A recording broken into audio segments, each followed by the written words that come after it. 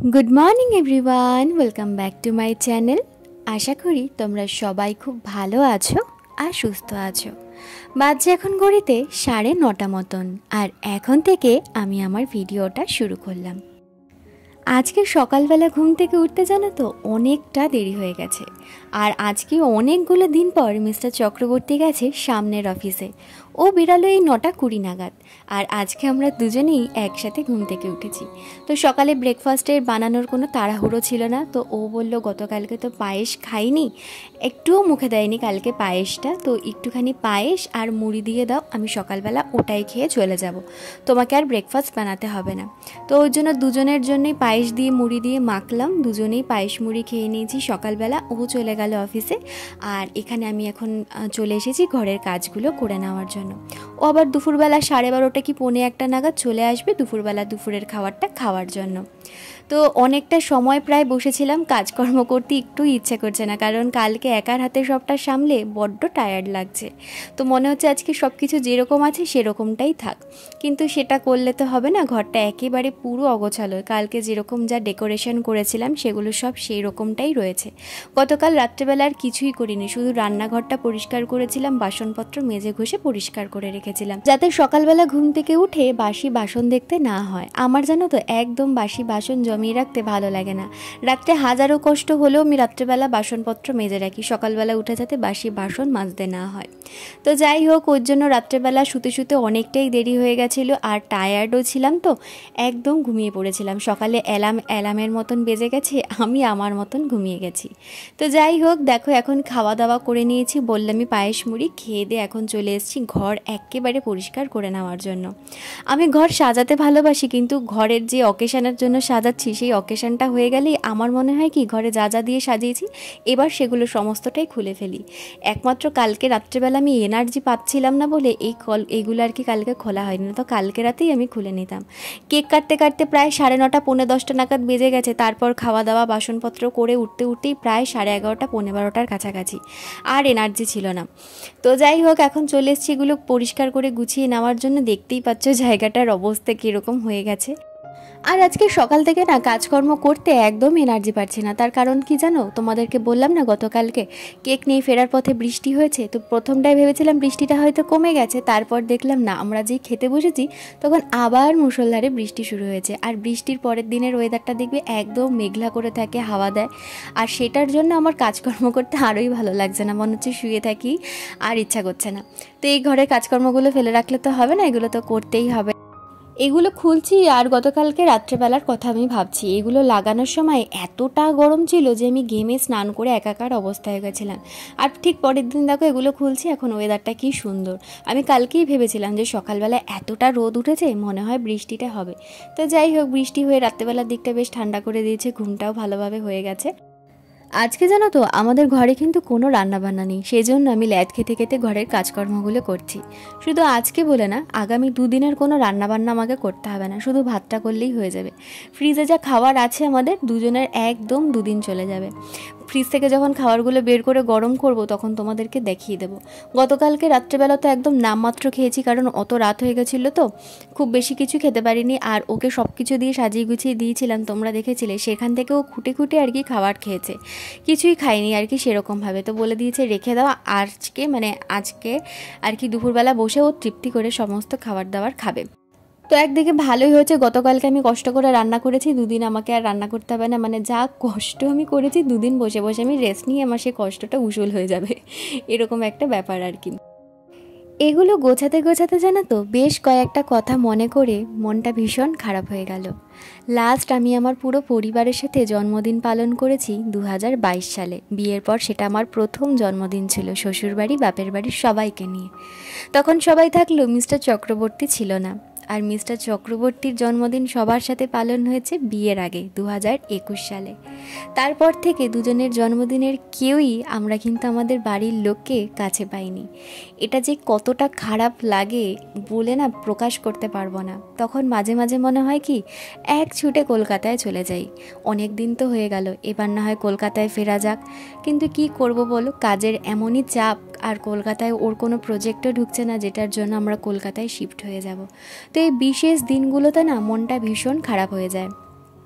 তারপর সামনেই আসছে জামাই ষষ্ঠী, মানে এটার জন্য তো আমার আরও বেশি খারাপ লাগে। কারণ দেখো প্রত্যেকটা মেয়ে বলো বিয়ের পরে না অনেক ইচ্ছে থাকে যে বরের সাথে এখানে যাব ওখানে যাব, তারপর জামাই ষষ্ঠী, এদিক ওদিক ঘোরাঘুরি সমস্ত কিছু নিয়ে একটা আলাদাই আশা করে থাকে। আমার জানো তো সেরকম কিছুই হয়নি।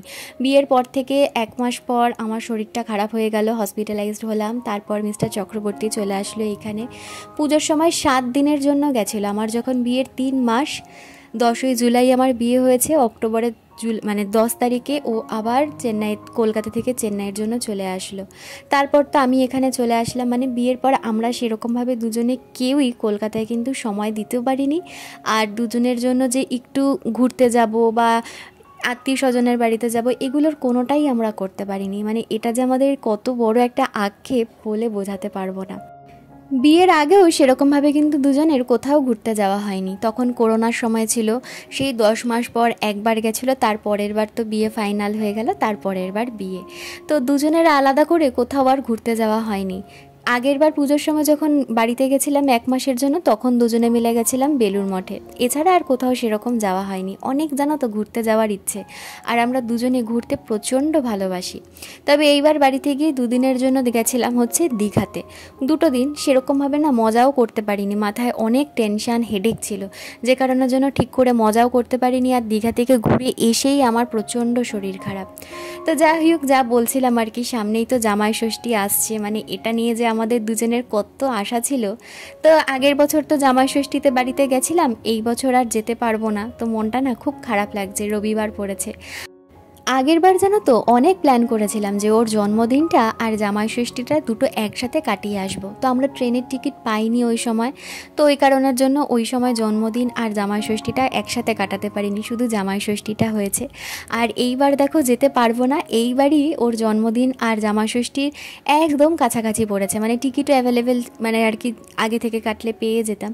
কিন্তু এই বছরটা আর হলো না, তার কারণ ওর কাজের প্রচণ্ড প্রেশার। আর এই সময় ছুটি দিলে আমরা সামনে যখন বাড়িতে যাব তখন অনেকগুলো দিনের আমাদের ছুটি নেওয়ার ইচ্ছে আছে, তখন ছুটি নিয়ে প্রবলেম হয়ে যাবে। আর ওই সময়টায় আমাদের ছুটিটা খুব দরকার। অলরেডি অনেকেই যারা দিদির ভিডিও দেখো জেনে গেছো, আর যারা দেখো না তাদেরকে আমি আগামীকালের ব্লগে বলবো। তো একটা অনেক বড় খুশির খবর আমাদের সবার জন্যই আর কি। তো সেই কারণের জন্য জানো তো এই বছর জামাই ষষ্ঠীটাই আমরা আর অ্যাটেন্ড করতে পারলাম না। তো মা বাবার তো প্রচণ্ডই মনটা খারাপ। বলেইছিলাম যে আমার মায়ের খুব ইচ্ছে ছিল যে 2 মেয়ের বিয়ে হয়ে যাওয়ার পর 2 জামাইকে একসাথে বসিয়ে জামাই ষষ্ঠী করবো। তো সেটা একবারই মার হলো। জানি না সামনের বছর কি হবে, কোথায় থাকবো না থাকবো, কী সিচুয়েশানে থাকবো না থাকবো জানি না। তো এই জামাই ষষ্ঠীটার জন্য না খুব খারাপ লাগে। আগে বিয়ের আগে এগুলো বুঝতাম না, এখন বিয়ে হয়ে গেছে না, এখন এই ছোটো ছোটো বিষয়গুলো নিয়ে না খুব খারাপ লাগে। আর মিস্টার চক্রবর্তীরও জানো তো প্রচণ্ড খারাপ লাগে ওই দিনটার জন্য। আমাকে কদিন আগেই বলছিল যে ওই দিনটাতে সবাই আমার বন্ধু বান্ধব সবাইকে দেখবো ফেসবুকে ফটো আপলোড করছে, আর আমি শুধু বসে বসে দেখবো, আমি আর ফটো আপলোড করতে পারবো না। তো বুঝতে পারি ওরও খারাপ লাগে কোথাও না কোথাও দিক থেকে। তখনই জানো তো মনে হয় যে যদি এখন কলকাতায় থাকতে পারতাম সবার সাথে কতই না ভালো হতো।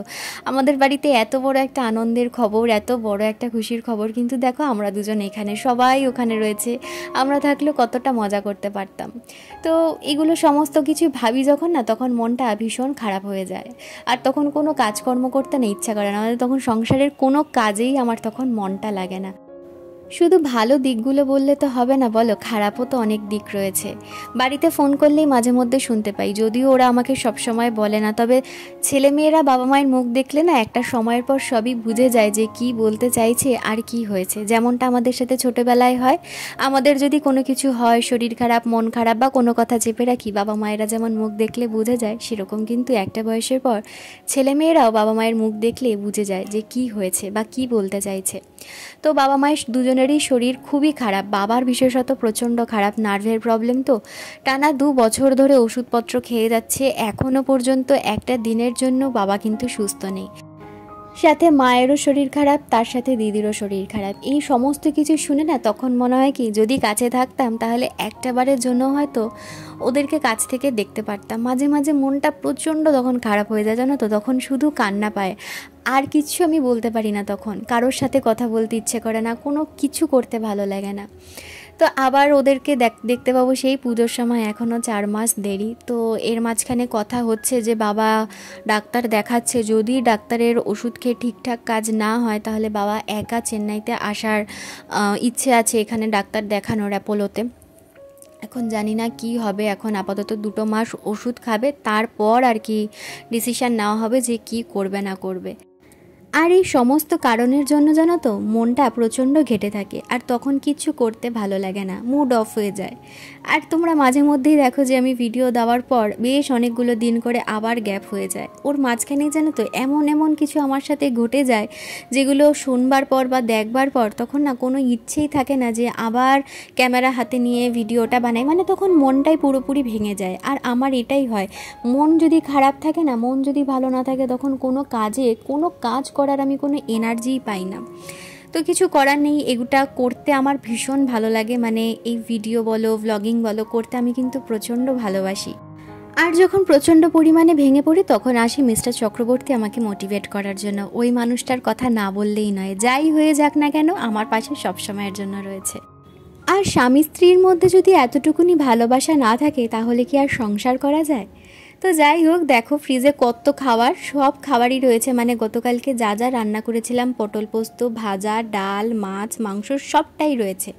সকালবেলা ও অফিসে যাওয়ার আগে বলে গেছে ভেজ ডালটা খুব ভালো খেয়েছি, তাই দুপুরবেলা ভেজ ডালটা গরম করবে, সাথে ভাজা, পটল পোস্ত আর মাছও জানো তো অনেকটা রয়েছে, দুপুরবেলা হয়েও রাত্রেবেলা থেকে যাবে। তো বললাম মাটন গরম করব না, বললো না মাটনটা আজকে ছেড়ে দাও, মাটনটা যেরকম আছে সেরকমই রেখে দাও, আগামীকাল মানে কালকে আর কি আমাদের মাটনটা দিয়ে দুবেলাই হয়ে যাবে, যা মাংস এনেছি দুবেলা আরামসে আমাদের হয়ে যাবে আর কি।